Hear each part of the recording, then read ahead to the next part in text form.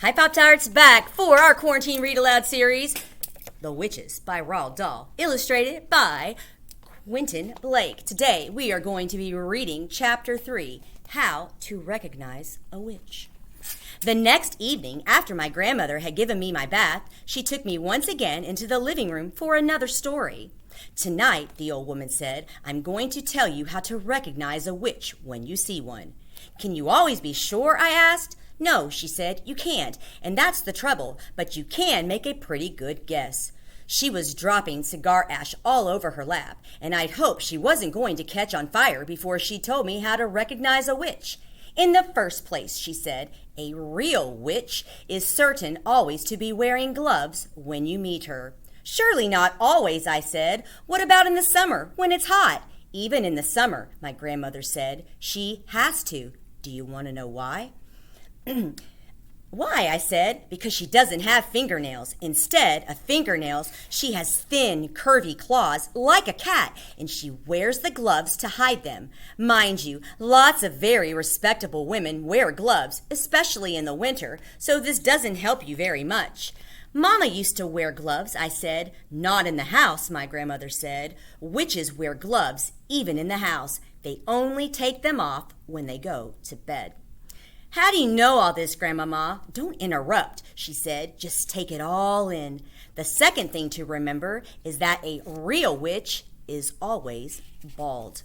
Bald? I said. Bald as a boiled egg, my grandmother said. I was shocked. There was something indecent about a bald woman. Why are they bald, Grandmama? Don't ask me why, she snapped, but you can take it from me that not a single hair grows on a witch's head. How horrid! Disgusting, my grandmother said. If she's bald, she'll be easy to spot, I said. Not at all, my grandmother said. A real witch always wears a wig to hide her baldness. She wears a first-class wig, and it is almost impossible to tell a really first-class wig from ordinary hair unless you give it a pull to see if it comes off. Then that's what I'll have to do, I said. Don't be foolish, my grandmother said. You can't go around pulling at the hair of every lady you meet, even if she is wearing gloves. Just you try it, and you see what happens. So that doesn't help much either, I said. None of these things is any good on its own, my grandmother said. It's only when you put them all together that they begin to make a little sense. Mind you, my grandmother went on, these wigs do cause a rather serious problem for witches. What problem, Grandmama? They make the scalp itch most terribly, she said. You see, when an actress wears a wig, or if you or I were to wear a wig, we would be putting it on over our own hair. But a witch has to put it straight on her naked scalp. And the underneath of a wig is always very rough and scratchy. It sets up a frightful itch on the bald skin. It causes nasty sores on the head. Wig rash, the witches call it, and it doesn't half itch. What other things must I look for to recognize a witch? I asked. Look for the nose holes, my grandmother said. Witches have slightly larger nose holes than ordinary people. The rim of each nose hole is pink and curvy, like the rim of a certain kind of seashell. Why do they have such big nose holes? I asked. For smelling with, my grandmother said. A real witch has the most amazing powers of smell. She can actually smell like a child who is standing on the other side of the street on a pitch-black night. She couldn't smell me, I said. I've just had a bath. Oh, yes, she could, my grandmother said. The cleaner you happen to be, the more smelly you are to a witch. That can't be true, I said. An absolutely clean child gives off the most ghastly stench to a witch, my grandmother said. The dirtier you are, the less you smell. But that doesn't make sense, Grandmama. Oh, yes, it does, my grandmother said. It isn't the dirt that the witch is smelling. It is you. The smell that drives a witch mad actually comes right out of your own skin. It comes oozing out of your skin in waves. These waves, stink waves the witches call them, go floating through the air and hit the witch right smack in her nostrils. They send her reeling. Now, wait a minute, Grandmama. Don't interrupt, she said. The point is this. When you haven't washed for over a week and your skin is all covered over with dirt, then quite obviously the stink waves cannot come oozing out nearly so strongly. I shall never have a bath again, I said. Just don't have one too often, my grandmother said. Once a month is quite enough for a sensible child. It was at moments like these that I loved my grandmother more than ever. "Grandmama," I said, "if it's a dark night, how can a witch smell the difference between a child and a grown-up?" "Because grown-ups don't give out the stink waves," she said. "Only children do." But I don't really give out stink waves, do I?" I said. "I'm not giving them out at this very moment, am I?" "Not to me you aren't," my grandmother said. "To me you are smelling like raspberries and cream, but to a witch you would be smelling absolutely disgusting." "What would I be smelling of?" I asked. "Dog droppings," my grandmother said. I reeled. I was stunned. "Dog's droppings?" I cried. "I am not smelling of dog's droppings. I don't believe it. I won't believe it." "What's more," my grandmother said, speaking with a touch of relish, "to a witch you be smelling of fresh dog's droppings." "That simply is not true," I cried. "I know I'm not smelling of dog's droppings, stale or fresh." "There's no point in arguing about it," my grandmother said. "It's a fact of life." I was outraged. I simply couldn't bring myself to believe what my grandmother was telling me. "So, if you see a woman holding her nose as she passes you in the street," she went on, "that woman could easily be a witch." I decided to change the subject. "Tell me what else to look for in a witch," I said. "The eyes," my grandmother said. "Look carefully at the eyes of a real witch. Look carefully at the eyes, because the eyes of a real witch are different from yours and mine. Look in the middle of each eye, where there is normally a little black dot. If she is a witch, the black dot will keep changing color, and you will see fire, and you will see ice dancing right in the very center of the color dot. It will send shivers running all over your skin."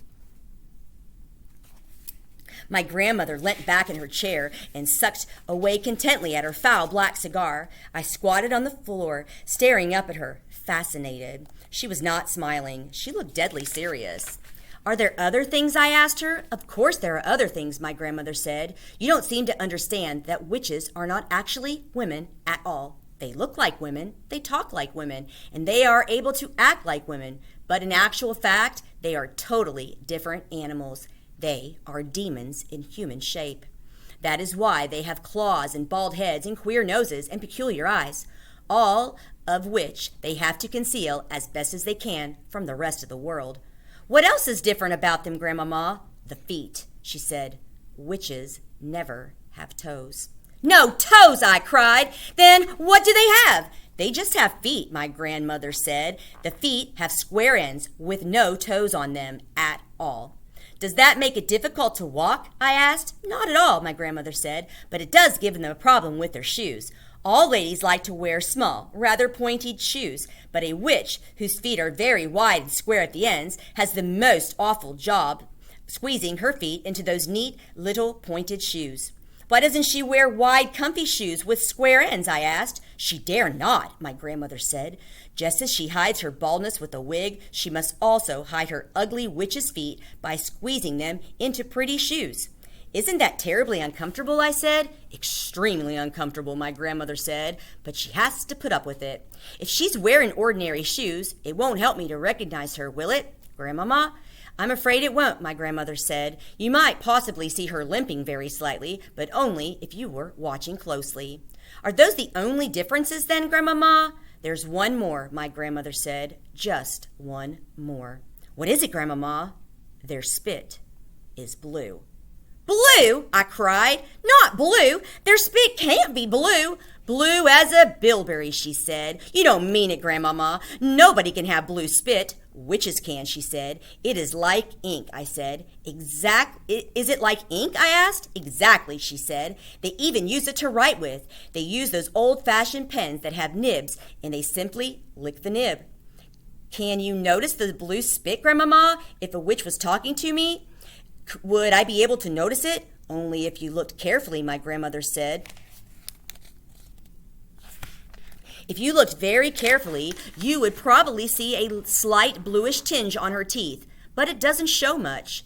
"It would if she spat," I said. "Witches never spit," my grandmother said. "They daren't." I couldn't believe my grandmother would be lying to me. She went to church every morning of the week, and she said grace before every meal, and somebody who did that would never tell lies. I was beginning to believe every word she spoke. So there you are, my grandmother said. That's about all I can tell you. None of it is very helpful. You can still never be absolutely sure whether a woman is a witch or not just by looking at her. But if she is wearing the gloves, if she has the large nose holes, the queer eyes, and the hair that looks as though it might be a wig, and if she has a bluish tinge on her teeth, if she has all of these things, then you run like mad. Grandmama, I said, when you were a little girl, did you ever meet a witch? Once, my grandmother said.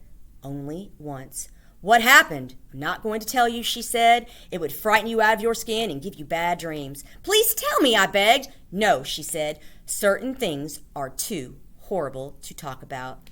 Does it have something to do with your missing thumb? I asked. Suddenly, her old wrinkled lips shut tight as a pair of tongs, and the hand that held the cigar, which had no thumb on it, began to quiver very slightly. I waited. She didn't look at me. She didn't speak. All of a sudden, she had shut herself off completely. The conversation was finished. Good night, Grandmama, I said, rising from the floor and kissing her on the cheek. She didn't move. I crept out of the room and went to my bedroom. And that's the end of page 33 and chapter 3. And we'll see you back next time for chapter 4, The Grand High Witch. Have a great day and look out for those witches. Bye.